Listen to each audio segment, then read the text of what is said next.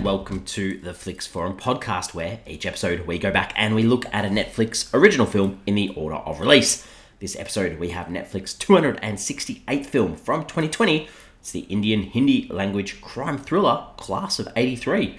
It's directed by Atul Sabharwal and stars Bobby Deol. I'm Jesse. I'm your host for this episode, International Film.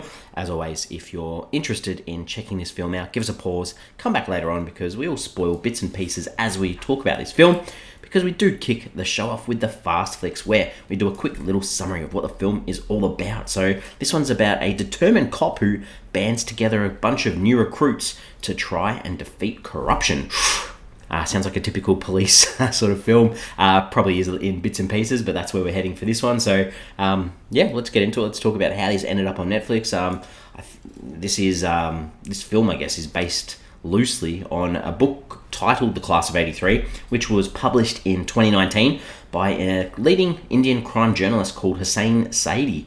It's set in Bombay in the 1980s when there was a sort of a stranglehold of the underworld on the city, and it was becoming hard to break. So dozens of young men were rendered jobless as a result of the ongoing mill strike. They were being lured into joining gangs, and then we had powerful politicians and gang leaders making it really hard for police to sort of solve or work in the city. So that's where this film's sort of based on. This film is Netflix's third collaboration with Red Chillies Entertainment, following some original TV streaming series. So the first one was called Bard of Blood and the other one was called Batal. So not the first time that Netflix has worked with this company. Pardeep Sharman, who sort of, his story of which this Class of 83 is based on, has sort of sent some legal notifications to Netflix and Red Chillies Entertainment, as well as the author of the book through a lawyer in regard to his betrayal. So some legal action around the telling of this story as well. This was obviously filmed in India, filmed in May of 2019. It hit Netflix worldwide on the 21st of August 2020. Across the world, the only interesting title that it had, I guess, was in Spanish. It's called Lethal Agents, which I don't mind as well. I think that's a nice title. Plays along well with this film. This was nominated for a few awards, won some awards. It won the Best OTT Actor Award for Bobby Deol at the 2021 Lions Gold Awards. Also nominated at the Filmfare OTT Awards for Best Actor in a Web Original for Bobby Deol as well as Best Supporting Actor in a Web Original for Banpera Jadawat. So some recognition in India for this film as well. What are the critics and audiences saying about this film? So, on Rotten Tomatoes, it sits at 17%. That's 1-7. That's on 12 reviews, so very rotten. Audience, a little bit higher at 43%. That's on less than 50 ratings. IMDb, a little bit higher again. Sits at a 5.8 out of 10 on nearly 6,000 ratings. Letterboxd, it's fairly solid at a 2.9 out of 5, but that's only on about 750 ratings and has only been logged by a bit over 1,000 people. So I guess not a lot of people have actually gone out of their way to say that they've seen this film.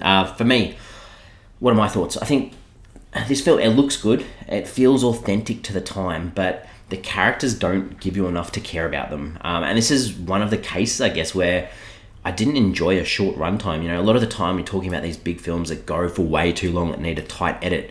This felt like it was half a movie. It felt like it was missing so much in its short runtime. So a little bit of a struggle for this one for me. But let's talk about the characters in this one. I think it's really hard because the group of 5 police officers that band together to create this team of, almost like assassin police officers, they weren't really given any distinguishing traits or personalities apart from random scenes here and there. But before we've got to talk about the guy that got them together, who was Vijay Singh.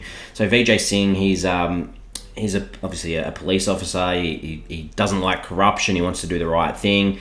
His wife, Sudha, she's passed away, and this caused friction with his son a little bit too, because he's always put his work first.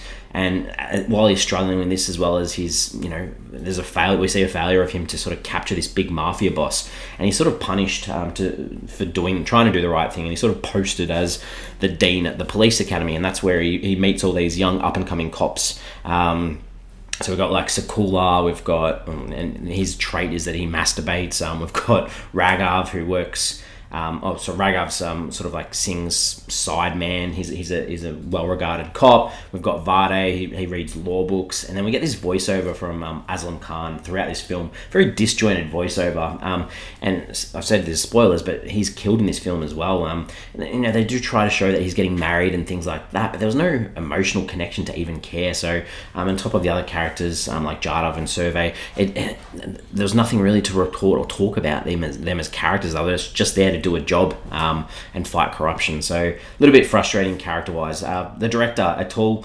Sabharwal, 7 directing credits, 10 writing credits, all Indian, so obviously making his way through it and getting some work done. Let's talk about the scenes in this one. So things that stood out, I think I didn't mind the incorporation of what was happening in Bombay during the 1980s. It was almost like they used archival footage to sort of show, the city being a battlefield, the labour strikes, the mill works, the unions, the cotton work, the terrorism, the unemployed kids in gangs, the underworld, that sort of stuff. I thought that was done pretty well. There's a scene where the boys, this group of the men, these police officers, they learn quickly from earlier antics in needing to cover their tracks in the work that they're doing, and they're pulled up for pretty much point blank killing a bad guy, and they go to the extra work to show that after they kill this guy, they give him some extra shots to say that they tried to disarm him. They show bruises on their body from the gun being held to them when it didn't actually happen, learning from their mistakes. So I thought that was all right. And there's a scene towards the end where Singh's sort of angry about this group of cops that sort of, some of them become corrupt. And, he starts off with this line about saying, it's an offence to hit a police officer. And the police officers are all like, no, we haven't done that. And Singh's response is, I haven't either, but my hand's itching. I thought that was funny. I thought that was a good line. What are some things that I didn't like in this one, though? I think, this sort of goes... about when the boys followed up on this and made sure they're not caught again, but early on they're caught for trying to break in and they get interrogated by their class in the classroom. I thought that was a little bit lame. We do get those montages of them training and they work so hard that it sort of cuts them all just sort of lying there moaning with ice packs on them. I thought that was a bit lame.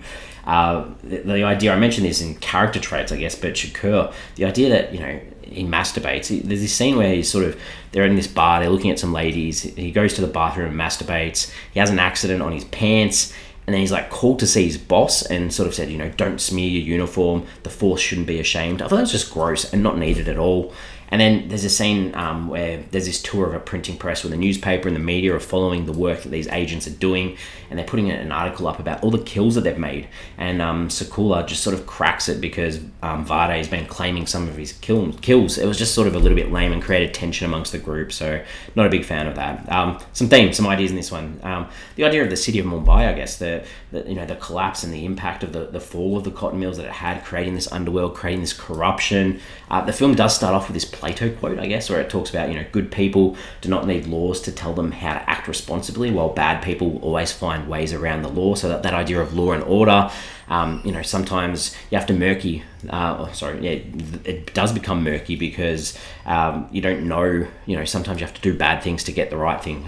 The friendship through this group of police officers too, and that idea of playing the game too. You've got to play the game a bit to get what you need. Things that I took away from this film, the soundtrack in this film was woeful, absolutely woeful, just horrible. Did not enjoy it one little bit. It just felt all out of place the whole time. I haven't got anything else to talk about this film. It's a short film. There's not a lot to say about it. I'm ready to wrap it up. We give the film a rating out of 5.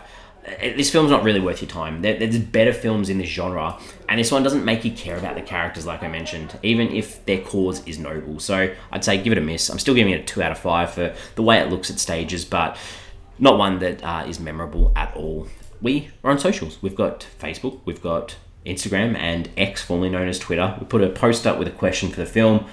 For me, the question I wanted to put out there was why didn't the characters in this film consider the morality of their actions? Because yes, they're doing the good thing, but they're still killing people. So, and there's no actual, as I mentioned in the lack of character development, it would have been nice to see them actually contemplate taking someone's life. How does that impact them physically, emotionally? We didn't see any of that. So that was a little bit of a frustration for me. But while being frustrated, I'm going to break some news. We did this a couple of years ago. It's December. It's nearly December. We're heading into Christmas season. I'm going to try a bit of a challenge. We're going to try and do Podmas again this year. For those that have listened along and know what Podmas is, that's where every day in the lead up through December up to Christmas, we're going to put an episode out every single day. We're going to cover a Netflix original film every single day of December right up to Christmas. This is going to be tough.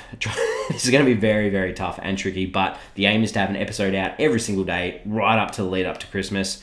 And we're going to kick off on the 1st of December, which is only a couple of days away, with another 2020 film. We're still following them in chronological order. And this one's an international film, a Mexican action thriller called Dark Forces, or Fuego Negro. It's directed by Bernardo Alano and stars Tenoch Huerta, Mauricio Aspe, Johanna Fragoso Blendi, and Dale Carley. That's what we've got on the 1st of December. It doesn't seem very festive or Christmassy, Dark Forces, but that's what we're kicking it off with. Join us for Podmas. Thanks for listening as always, and I'll see you in a couple of days.